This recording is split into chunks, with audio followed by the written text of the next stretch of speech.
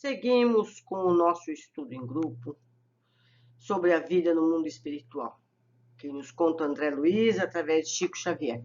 Estamos estudando Entre a Terra e o Céu. Hoje vamos ver o capítulo 23, Apelo Maternal. A paisagem doméstica na residência de Amaro não mostrava qualquer alteração. Zulmira, atormentada por Odila, que realmente lhe vampirizava as forças, jazia no leito, apática e desolada, como estátua viva de angústia e medo, escutando o vento que zunia lá fora. Mais magra e mais abatida, exibia comovedoramente própria exaustão. Irmã Clara, depois de expressivo entendimento com o nosso orientador, solicitou que nos mantivéssemos a pequena distância, e abeirando-se da genitora de Evelina, que tanto quanto a enferma não nos percebia a presença, alongou os braços em prece. Sob forte emoção, acompanhei o formoso quadro que se desdobrou divino ao nosso olhar. Gradativamente, o recinto foi invadido por vasto círculo de luz, do qual se fizera a instrutora um núcleo irradiante. Assemelhava-se nossa amiga a uma estrela repentinamente trazida à terra, com os dois braços distendidos em forma de asas, prestes a desferir excelso voo. Cercava a enorme halo de dourado esplendor, como se ouro eterizado e luminescente lhe emoldurasse a forma leve e sublime. Dos revérberos dessa natureza passavam as irradiações a tonalidades diferentes, em círculos fechados sobre si mesmo, caminhando dos reflexos de ouro e opala ao rosa vivo, do rosa vivo ao azul celeste, do azul celeste ao verde claro, do verde claro ao violeta suave, que se transfundia em outros aspectos a me escaparem a apreciação. Era um verdadeiro arco-íris.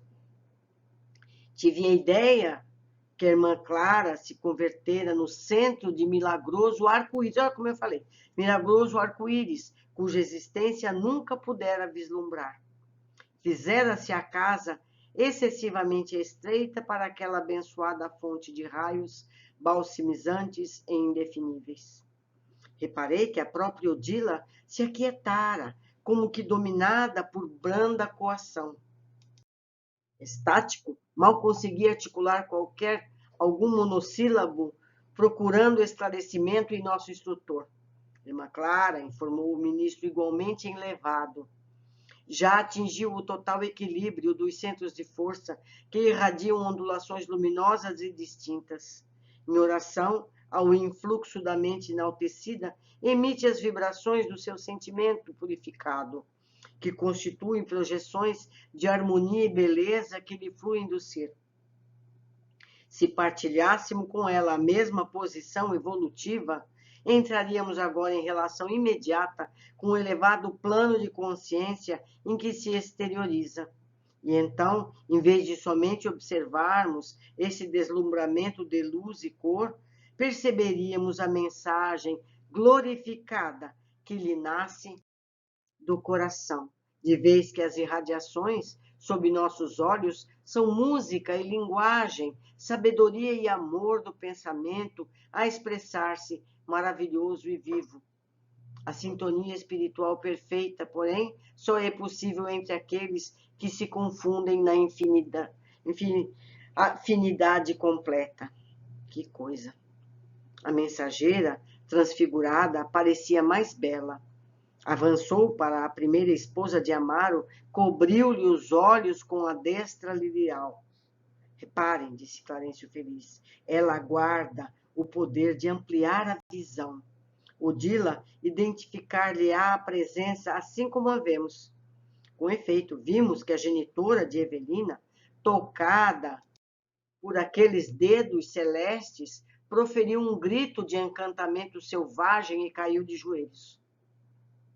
Naturalmente ofuscada pelo brilho de que se envolvia a visitante inesperada, começou a chorar suplicando. Anjo de Deus, socorre-me, socorre-me. Odila, que fazes? interrogou a emissária com inesquecível inflexão de ternura. Estou aqui vingando-me por amor. Haverá, porém, algum ponto de contato entre amor e vingança?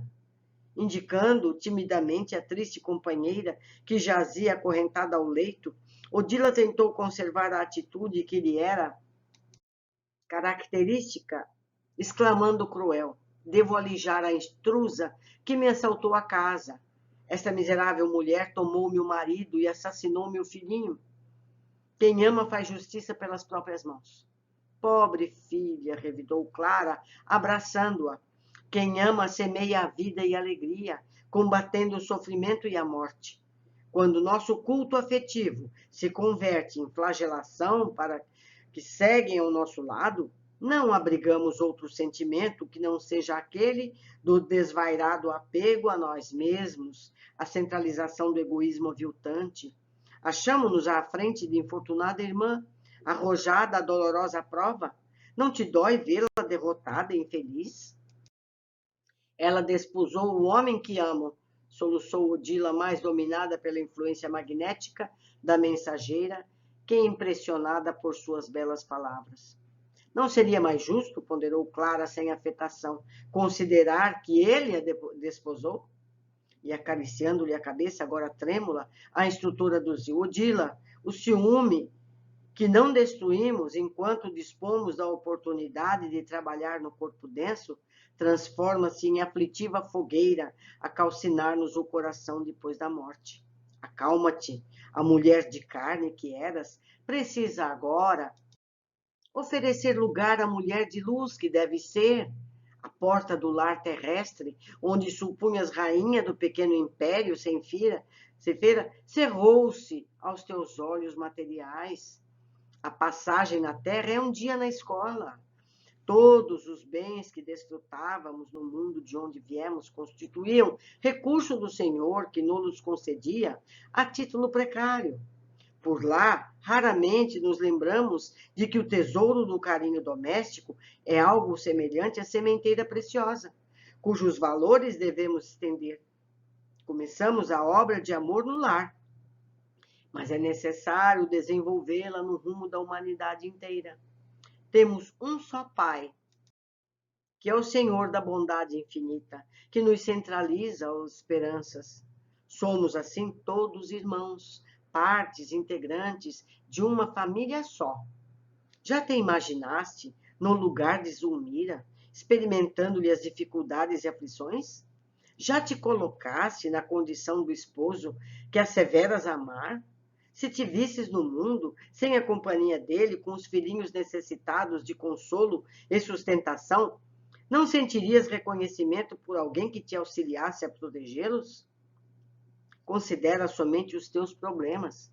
Entretanto, o homem amado permanece no cárcere de escuros padecimentos íntimos, a debater-se com enigmas inquietantes, sem que te disponhas a socorrê-lo.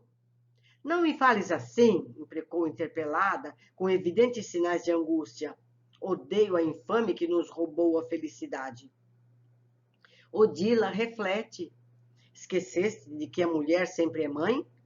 O túmulo não te restituirá o corpo que a terra consumiu?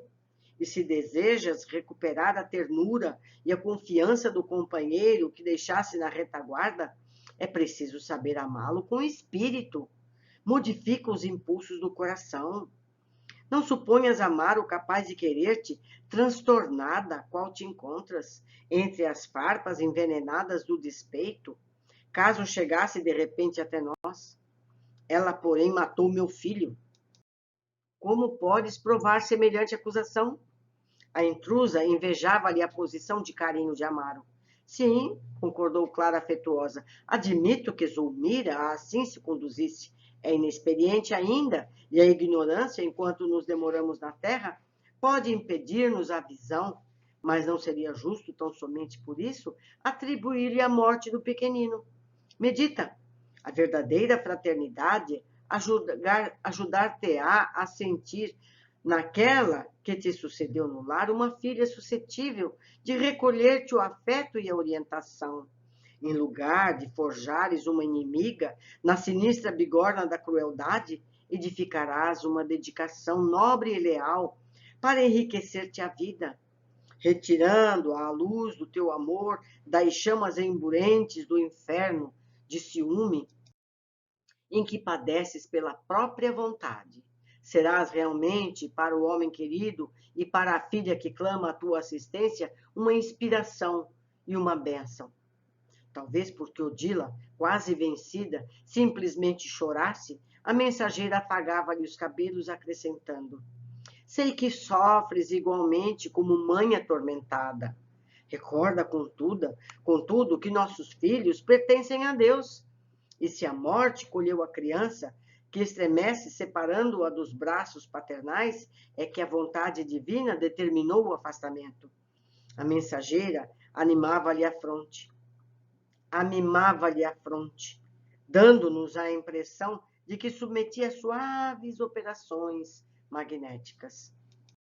Depois de alguns instantes, em que apenas ouvíamos os soluços de Odila transformada, a venerável amiga acentuou: por que não te dispões a clarear o próprio caminho, a fim de reencontrares o teu anjo e embalá-lo de novo em teus braços, ao invés de te consagrares inutilmente à vingança, que te cega os olhos e enregela o coração? Clara, perto alcançara o ponto sensível daquela alma atribulada, porque a infortunada genitora de Evelina, qual se arrojasse para fora de si mesma todos os pesares que lhe senhoreavam os sentimentos, gritou como fera jugulada de dor: meu filho, meu filho! E seu pranto convulsivo se fez mais angustiado, mais comovente. A emissária do bem abraçou-a com maternal carícia e falou-lhe aos ouvidos: rejubila-te, irmã querida, grande é tua felicidade. Podes ajudar a isso, representa a aventura maior. Nada te impede auxiliar o companheiro da humana experiência ao alcance de tuas mãos. E basta uma prece de amor puro, com o testemunho de tua compreensão e de tua piedade, para que venças a reduzida distância entre o teu sofrimento e o filhinho idolatrado.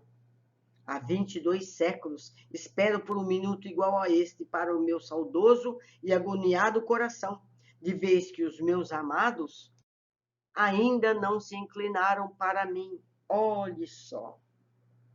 A voz de Clara parecia mesclada de lágrimas que não chegavam a surgir.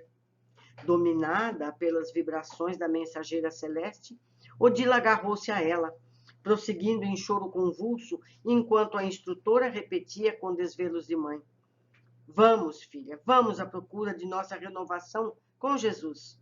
Amparando-a, Clara conduziu-a para fora, colada ao próprio peito. Junto de nós, Clarencio informou: agora Zulmira poderá recuperar-se.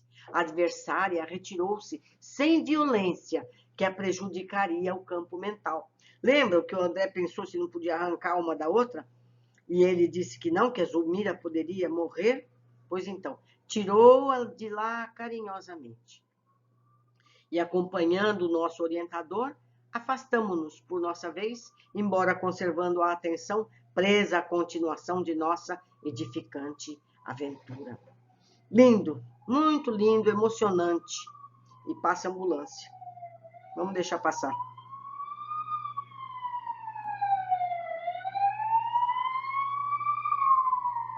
É isso, amigos. É assim. Mas não atrapalha a gente.